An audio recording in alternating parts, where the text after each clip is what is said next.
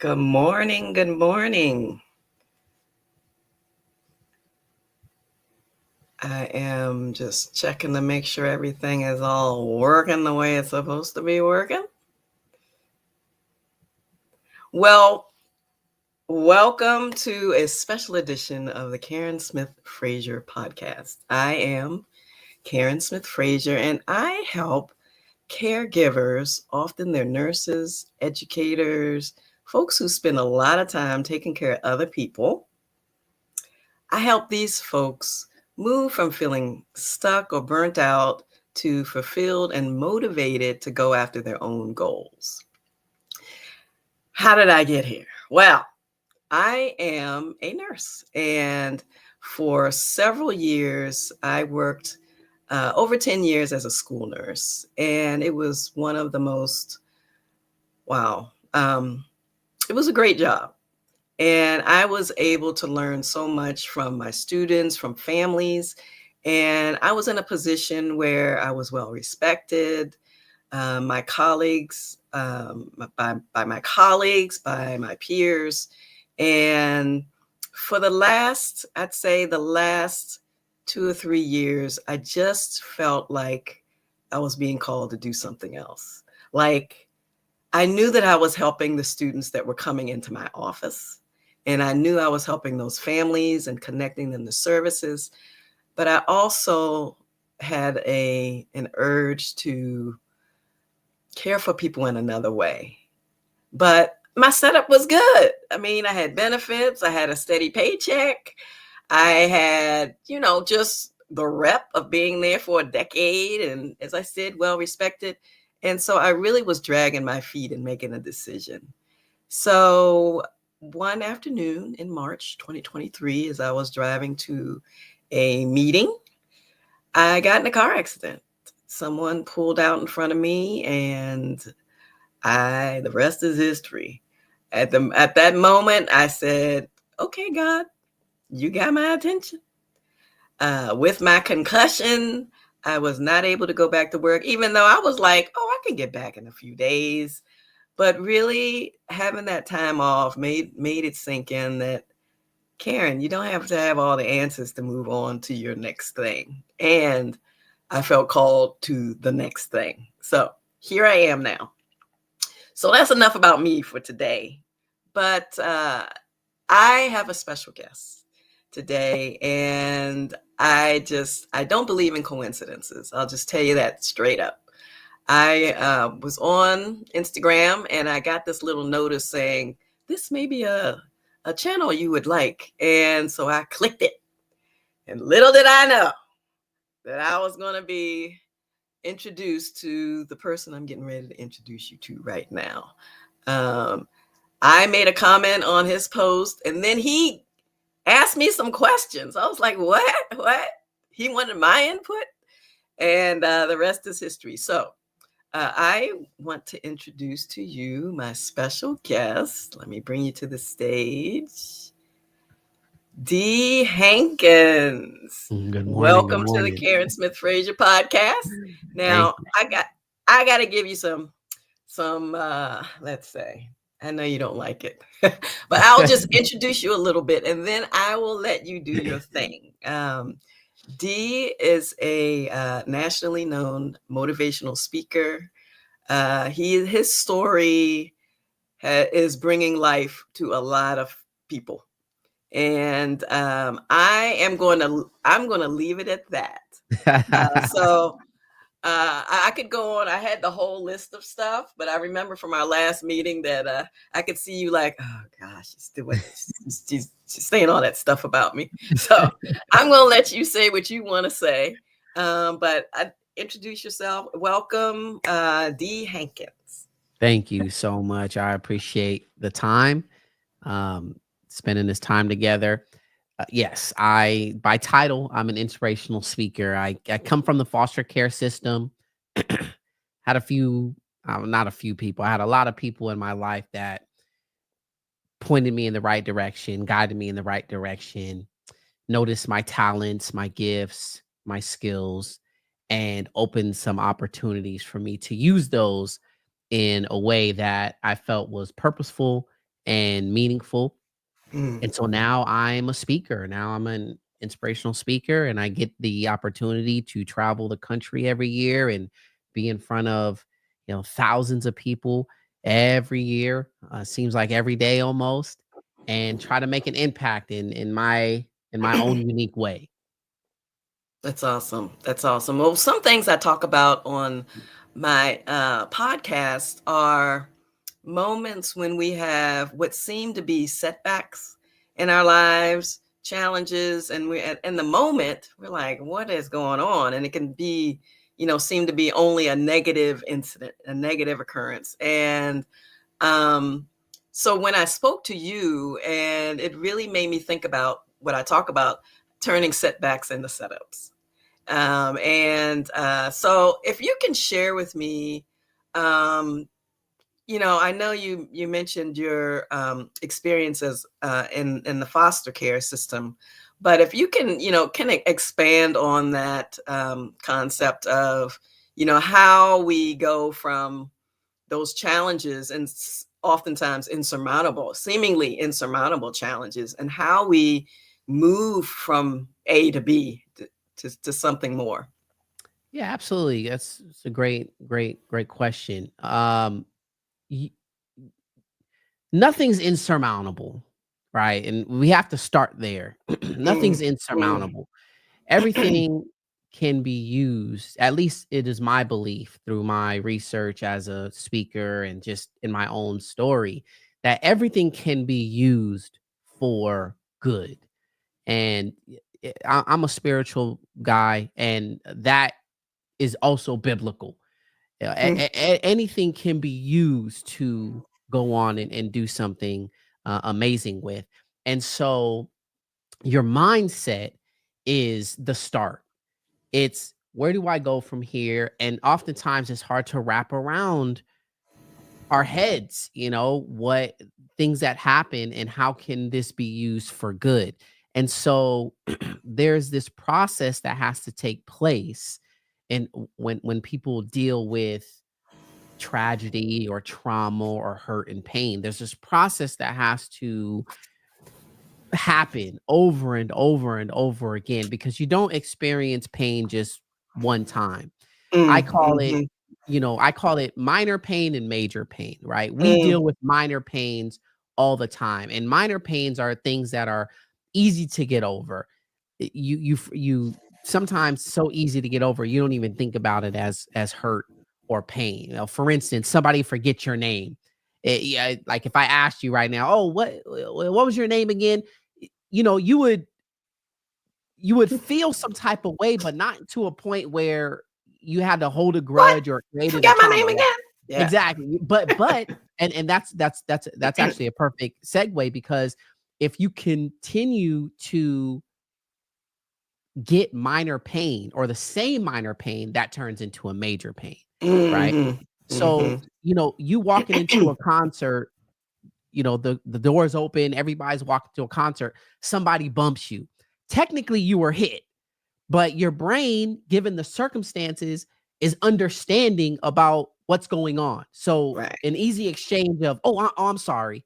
Oh, okay, no, no problem, no problem. And then you right, go on about your day. But technically, that's a minor pain, or you're dancing and somebody steps on your shoe. That's a minor pain, but so minor that we don't think of it as right. pain or hurt. However, if 20 people stepped on your shoe that night, you're going to feel some type of way. You know what Yeah. I'm saying? Because now it starts to affect you physically or mentally or so on and so forth. And then there's major pain. And major pain is your car accident. Major pain is, being abused, domestic violence, being shot or stabbed during a robbery. Major pain is being lied on. It's Mhm. losing something. Anything that shakes what I call your core four. And your core four are your spiritual health, your financial health, your physical health, and your mental health. Anything that leaves a lasting stain on that is a major pain. So I have to lay that out on the table first so we I can like get a that. grasp of pain, and what Yes, that yes, is. yes, So yes. so eventually you start to say, okay, something major happened to me, or enough minor things That's what I was repeatedly. gonna get to. Yep. Yeah. Yep. And we often don't think about those things because, like I said, they're so minor. But if something keeps happening repeatedly over and over and over again, it starts to impact you. So if you have a major pain that has happened in your life, it becomes part of your identity. And if it Mm, becomes part of your identity, you start to wear lenses that help you be safe in this new world that you have created in your mind. Okay? mhm, So mhm.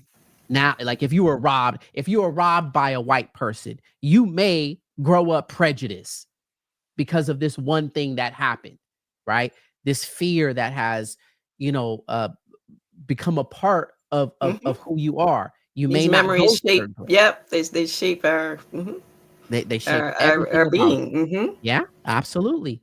And so this is where resilience comes in. Resilience, I define it as the ability to bounce back. When something happens to you, this system and cascade of emotions and dare I say systems come into place to help you be safe and protected. What most people do is we create biases, prejudices, we start to create these isms and all Mm, that. mhm. Resilient people say, okay, something happened to me. I need to get back to being myself. I c they understand that this identity, this new identity has come upon them. They're wearing this it's a costume basically. They're wearing this costume. I need to be able to take this costume off and get back to myself and be efficient even though something bad has happened to me. And that's Resilience how takes you bounce practice, back. though. Oh yeah, so, and that's what I'm saying. Like resilience, forgiveness, all of those things. These are things that happen time and time and time again. It's not you're never truly over things. Yes, Being yes. resilient just means I can operate efficiently. So I like to use the metaphor of a hurdler. I ran track in high Mm, school, and hurdles are barriers that are put on the track. And a hurdler must figure out a way to get over these hurdles and still finish the race. Now, by rule standards, you have to get over at least, you have to attempt to get over the hurdle. The metaphor I use though is you can finish the race just barreling through all of these hurdles, kicking them all down and running them over. Just by the time you get to the finish line, it's going to hurt. mm, You're yes. gonna be in pain. Mhm. And if you're constantly doing that, chances are you're not gonna wanna run this race anymore. And so a hurdler's job is not to wish the hurdles to be gone, right? I wish I didn't have these problems. I wish everything would go away. We oftentimes do that. It's Mhm. not to avoid the hurdles because you'll get disqualified, right? Well, I'm just not gonna run. I'm just not gonna run. The hurdles are right there. I'm just not gonna run. Well, you'll never finish. You'll never get to where you want to go. So a hurdler's job is to figure out how to get over these hurdles as efficient and fast as possible. So that means creating techniques, learning Mhm. techniques to allow you to get over these things quickly. And sometimes you might hit a hurdle. Sometimes you might hit your knee on a hurdle. It might hurt. You might stumble and fall, but you get back up and you consistently Exactly. practice these Yeah. systems in place. So in order to be resilient, you have to have these systems in place. What do I do when I get a broken heart? What do I do when I feel discouraged? What do I do when I feel uh, depressed or I have anxiety about something or Mm, whatever? What systems do I have in place that even though these things are happening, I can still operate and be efficient in yes. my life? Yes, that's awesome. That's boy, you're dropping some golden nuggets here. Um, I was just thinking about my experiences of working with, youth, um, and staff who have been through a lot. And, a lot of these minor pains that you mentioned happen over and over and over again. You can call it many different names, whether it be We'll just leave it at that. We could call it many different names, microaggressions included. Mhm. So what I would find is that these would be often be the students who are having the hardest time in class. And for some one reason or another, they would be the ones that end up in the nurse's station. And oftentimes, they were the ones that folks would be generically thinking, I'm not going to peg it on any one teacher, but the system is kind of saying, what's wrong with them? Mm. But when they came to my office, my question was, what happened? Mm. Because we are not hatched. We don't just show up.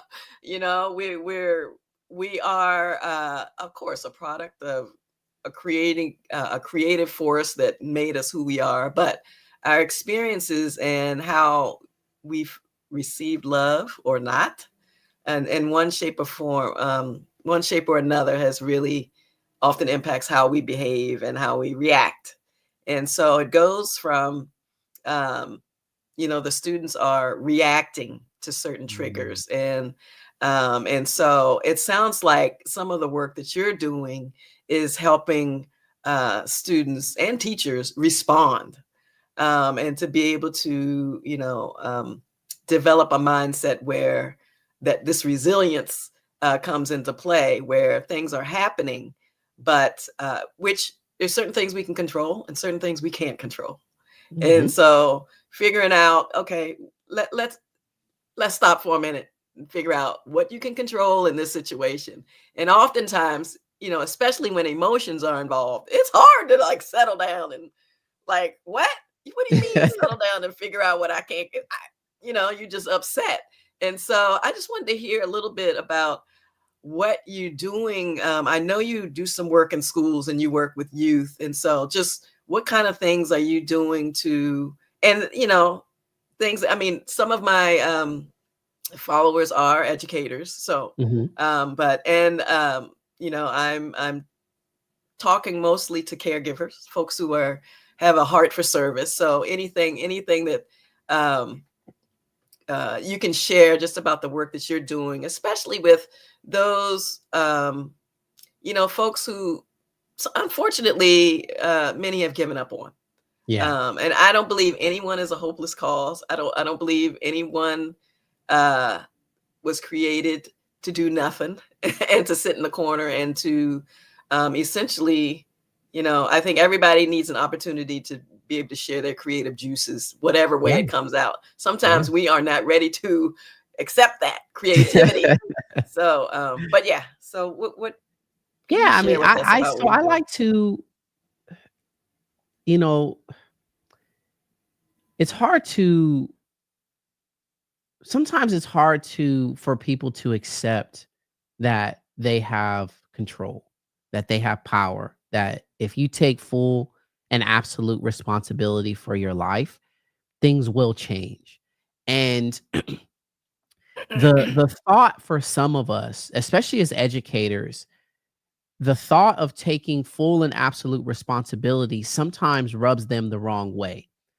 And so when I go into schools, I used to, when I first started, I used to go in saying, basically with this kind of mindset of, teachers, you're doing a great job.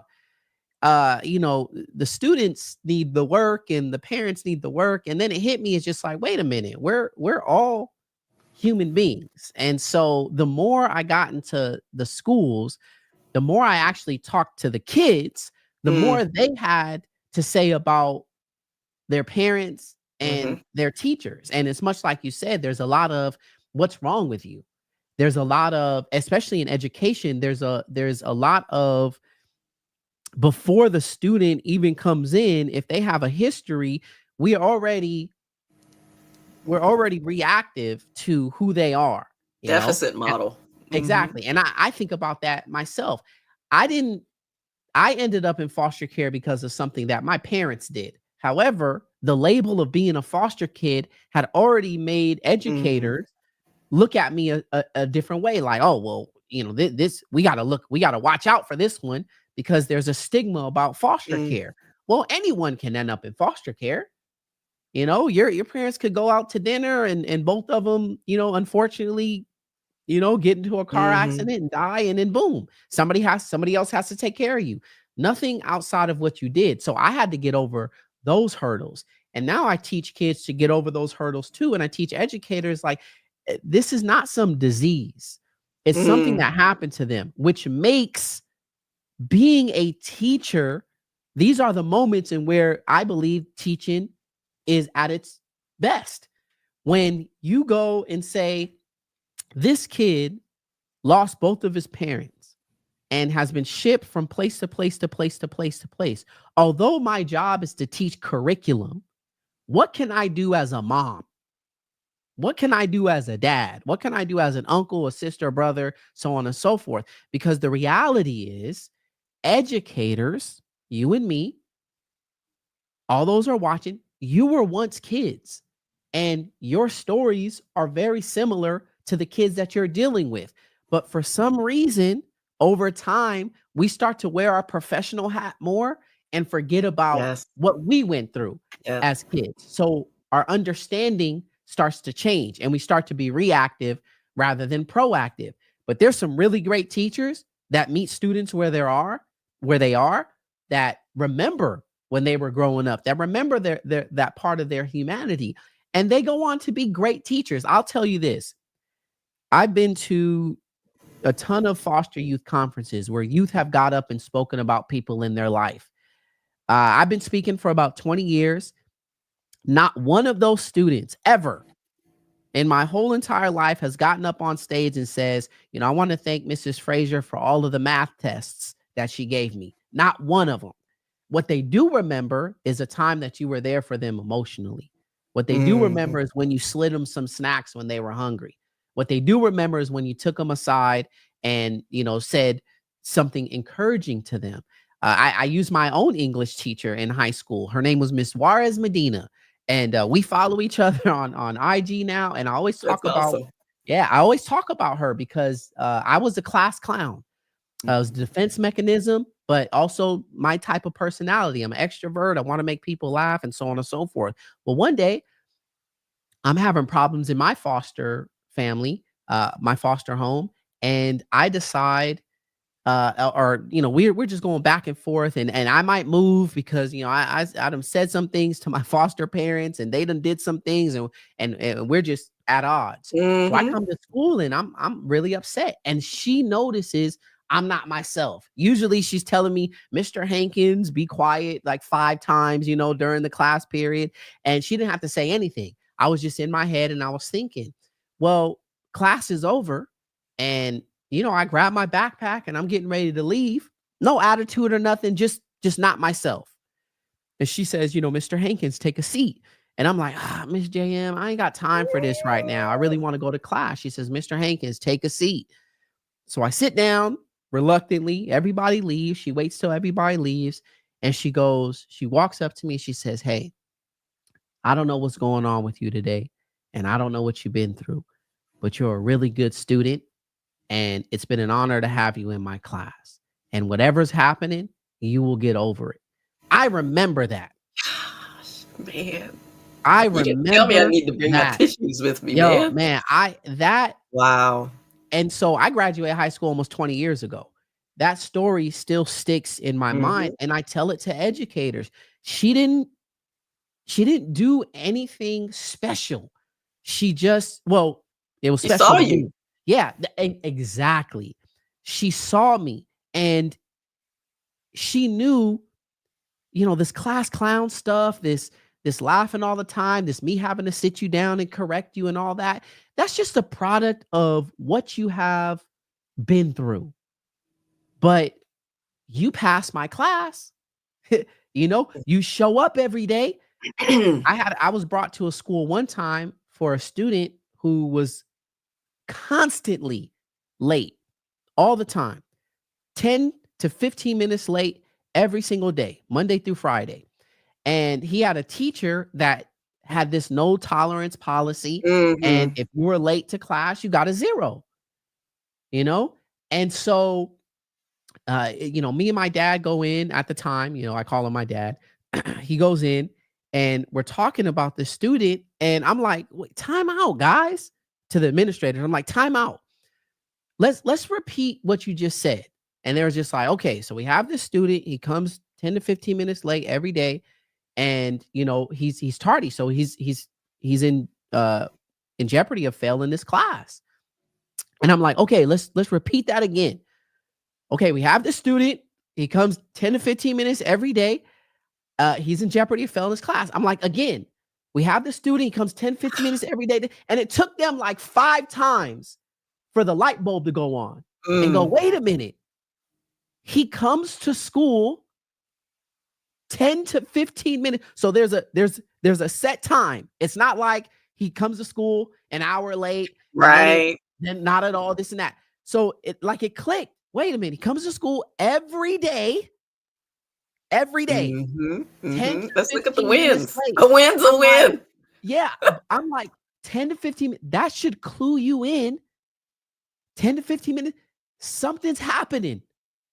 So come to find out, his mom works graveyard. Yep. She tries to get home as fast as can, and he walks to school. And when she gets home, he heads to school. I don't know if she takes the bus or whatever the case may be, Mm-hmm. but he goes to school every day, and he shows up 10 to 15 minutes late. And I'm like, all right, guys. So if this kid is running to school, let's say he's running to school. I don't know. Let's say he's Mm-hmm. running to school, and every time he gets to this class, because that's when he can, this teacher gives him a 0. What's the point of him coming to school? Yeah. So why don't we encourage him, or why don't we find him some help, right? Or Yeah. just say, hey, dude, you know what it would mean to him if the admin or the principal went up to him and said, hey, I heard about your story, and I understand your mom, she works late, but I'm so proud of you for showing up every day. Yep. But instead, we reward his effort with a 0, a Mm-hmm. failed Mm-hmm. class. Mm-hmm. Mm-hmm. Yeah. I mean, being able to step back and look at the big picture, that is a skill also. Yeah. And I often tell folks that, just ever since I was a little kid, I just remember wanting to be of service and to take care of people. And I always thought, oh well, teacher or nurse. And it's funny that I ended up in a school as a school nurse. But You did both. but the reality is we all have that capacity to see beyond what we're seeing. There's a story behind behavior. Behavior is communication.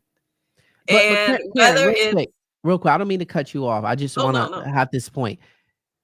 That ability is stifled by the things that we are going through. This is why when I go to Mm, schools now and when I do professional development now, I encourage the individual to become more resilient, to put those systems in place, to take care of that core 4, to ask yourself, where am I spiritually? Where am I financially? Where am I physically? Where am I mentally? Because if you are not doing well in those mm, core 4 aspects of mhm. your life, it's harder for How you can to you? give grace to other Yes, people. How can that's you true. see the bigger picture Very true. when you're caught in your mess? So this is why it's important to be resilient. And oftentimes, hey D, can you come and speak to my staff about being more resilient? Or we're starting the school year. We want our kids to, give our staff a that boost to yada yada. And I'm like, dude, we're gonna talk about y'all. This You know, is actually like the best segue to a question I had for you that I was gonna say for toward the end. Well, we're kind of getting toward the end, but um, for folks who often spend a lot of energy taking care of other people, oftentimes we do not take care of ourselves very well. So for you, I wanted to know what you are doing to take care of you. I know you have a family, you have other responsibilities, little ones, big ones, and other significant others. And then you're taking care of a whole lot of folks in schools and just with your work. So yeah. what are you doing to take care of Dee?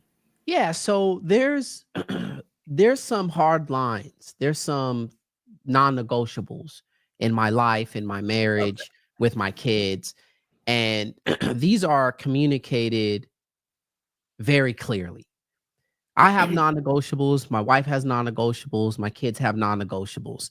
And in order for the reason why I have these is because in order for me to be a good dad, because I'm constantly pouring out Mhm. to other people, constantly pouring out, and oftentimes there's nothing left for myself. So these non-negotiables are my recharge station. And in order for me to be the husband that my wife wants me to be, I need to have my non-negotiables. In order for my kids to be the dad that I need to have my non-negotiables. And non-negotiable is that's what it is. That's what's gonna happen. So I'm a big movie goer. I like Oh, going okay. to the movies. I'll go by myself any time of the week. It doesn't matter. I love the art of movie making and the skills of the actors and action. And I'm a big comic book person too. So there are times where I may be gone for 3, 4 days. My wife is at home with the baby, Mm. doing it solo or whatever. And before I get home, I may stop at a movie. Now, to Uh-huh. some people, that's just like, "Oh my gosh, how could you do that? This and that." But in order for me to You're be like, efficient, "Trust me. yeah, in It's order better for this me to way." be efficient as a dad, I'm gonna recharge and I'm gonna chill. And that's what I need to do. That's a non-negotiable for me. My boys, I have, 5 really good friends that I consider my brothers, and we grew up together since middle school, most of us. Um, Seeing them, being with them, talking with them is a non-negotiable. All right. That is my recharge. That's what we're gonna do. That's what we're gonna have. Things like that. My wife needs some time to herself. She needs time away from the baby. She needs time for whatever her self-care is. Mhm. That's a non-negotiable. And Mhm. I have to adjust to that, right? She wants to wake up at 5 a.m. to go to the gym and hang out with her friends or do whatever the case may be. Well, I'm up with the baby. And that's if I decide to not go to sleep at, if I decide to go to sleep at 1 or 2 in the morning, guess what? You're up. During her non-negotiables, I'm up, and Mhm. we're gonna make that happen. And a lot of it is also communication. Communication is big. So another self-care habit for me is constantly learning, Yeah. constantly improving myself. So instead of Instagram, I listen to audiobooks. I read, Mhm. I find out as much as I can about who Dee Hankins is. That's my personality type. That's my love language. I learn how to communicate nonviolently. I learn how Mm. to listen actively. And these are all the things that I do every single day. I'm working on my business. I'm doing podcasting. I love to speak. I love being on the stage. That is self-care for me. It's not Yes, work. yes. That's healing for me. I'm Mm. allowed to tell my story and start to, Yes. chip off some of these hard parts that I have that life has given me. And so, I try to communicate that with my kids and my wife is like if there's something that pops up and it's just like, "Hey, D, you get a chance to speak or you get a chance to." Now, I love going to my kids' games and things like that. But if I get an opportunity to do something major, I'm going to choose that. Right. Mhm. And some Mhm. people, I don't want to be the dad who helped other people more than he helped his family. Right, right, So right. there is this balance, and I kind of struggle with that, but I try to communicate. This is what I love to do, and if you all want to be a part of it, come with me. Yes, yes. So It's they've been to always yeah, yeah, we always have they've been to choices. some conferences and things like that with me, but nothing's perfect. I'm definitely not perfect, but I'm always constantly learning and trying to correct and Love get to that. a place where I'm pristine. Love that, and learning about yourself and what works for you. I mean, oftentimes we talk about learning other skill sets, but, know thyself. Know Yeah. when your tank is running low on your spiritual, financial, mental health, physical health Mhm. areas, so that we can be fully present, um, as we move through this world. Yeah. Wow. And your Well, advice can be authentic. That's one of the things that I try to tell educators. Work on those core 4 so that when yes, you give yes. advice to your students, it's authentic. Authenticity has been the theme for the week for me. So it's been like something in my head every time. It's like just show up as you. You know, Yeah, just do you, Karen. That's yeah. all. That's all I got. Well, where can folks find you in the world online? Where can people find you? Yeah, definitely. You can follow me on Instagram or YouTube or Twitter and all that at I am D Hankins, and my website www.dhankins.com. It's where you'll learn. If you're an educator, it's where you will learn about myself and staff development and workshops, but more importantly, my student development program Hmm. that targets schools that are dealing with kids with attendance issues, behavioral issues, and academic issues.